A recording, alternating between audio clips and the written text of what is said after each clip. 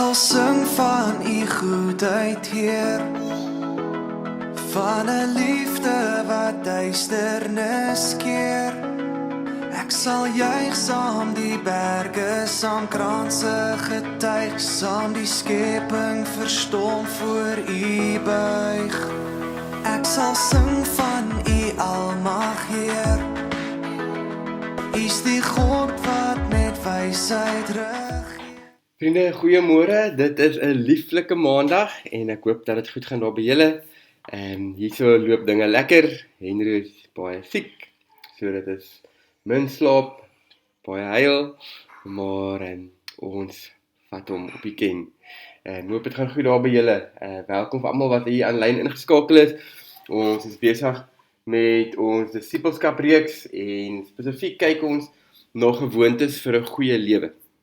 Ons is vandag by dag 4 en ons lees saam uit Efesiërs 3 vers 14 tot en met 21. En ek lees graag vir ons. Daarom kniel ek in gebed voor die Vader, aan wie die hele gemeenskap van gelowiges in die hemel en op die aarde sy bestaan te dank het. Ek bid dat hy deur sy gees uit die rykdom van sy heerlikheid aan julle die krag sal gee om innerlik sterk te word, dat Christus deur die geloof in julle harte sal woon, dat julle in die liefde gewortel en gegrondves sal wees. Mag julle in staat wees om saam met al die gelowiges te begryp hoe wyd en ver en hoog en diep die liefde van Christus strek. Mag julle sy liefde ken, liefde wat ons verstand te bowe gaan, en mag julle heeltemal vervul word met die volheid van God, aan hom wat deur sy krag wat in ons werk magtig is om oneindig meer te doen as wat ons bid of dink. Aan hom kom die eer toe, in die kerk, deur ons verbondenheid met Christus Jesus, deur al die geslagte heen, tot in alle ewigheid. Nou, hier is een gedeelte wat vir my so uitstaan vanoggend, en dit is daar in vers 18. Mag julle in staat wees om saam met al die gelowiges te begryp hoe wyd en ver en hoog en diep die liefde van Christus strek. Nou, as dit hoor vanoggend, moet ons hoor dat Paulus hier vir ons iets van die familie wil verduidelik. Paulus verduidelik hier van die gemeenskap van gelowiges, en hy praat hier van hulle as familie, nee.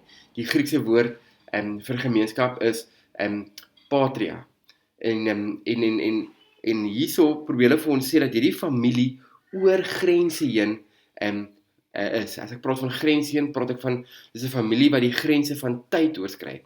Hulle is in die hemel en hulle is in die aarde. Dit is ook 'n familie wat hierdie geslagte heen een gemeenskap bly. Ons beleef dit wanneer ons as gelowiges by mekaar is. Ons beleef dit wanneer ons saam aanbid. En dan sê hy, mag ons besef, ons as gelowiges, mag ons begryp hoe wyd en ver en hoog en diep hierdie liefde van Christus strek. Mag ons dit besef. Daar is niks wat nie deur God se liefde bedek en heel gemaak kan word. Ek wil jy dit hoor vanoggend. Daar is niks wat bedek of heel gemaak kan word in God se liefde nie. En dan is my vraag vanoggend, wie is jou uitgebreide familie? Wie is jou geloofsfamilie? Wie is jou familie saam met wie jy hierdie liefde ontdek? Wie is die gemeenskap? Saam met wie ontdek jy hierdie?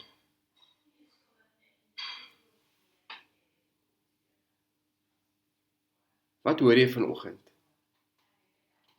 as jy hierdie lees? Wat gebeur in jou binneste as jy hoor dat God se liefde so wyd strek?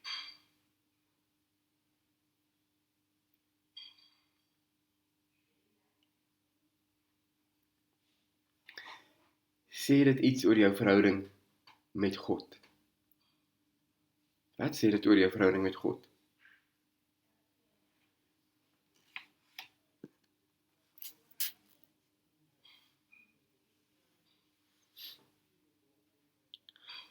As jy hierdie goed hoor, wat voel jy moet ek vandag doen? Dit help nie net ons hoor die woord en ons sê ja, dit klink goed en ek wil deel van 'n geloofsgemeenskap wees. Maar wat moet jy doen vandag? Tot watter aksie word jy gedryf vandag? Miskien moet jy liefde bewys aan iemand anders. En daarom wil ek saam met jou bid ook vanoggend. Bid dat die mense hierdie liefde ook in my en deur my ook sal beleef. Kom ons bid saam. Here Jesus, dankie vir vanoggend wat ons kan hoor dat daar is niks wat u liefde nie bedek nie. Daar is niks wat u liefde nie heel maak nie. En daarom wil ons kom rus by u en kom skuil by u. Mag ons vandag dieselfde liefde ook aan ander bewys. Amen. Vriende, mag julle 'n heerlike dag hê. Ons gaan môre aan met ons gedeelte. Mag julle die guns van die Here beleef. Vrede vir julle, lekker maandag. Ons sien vir julle. Bye bye.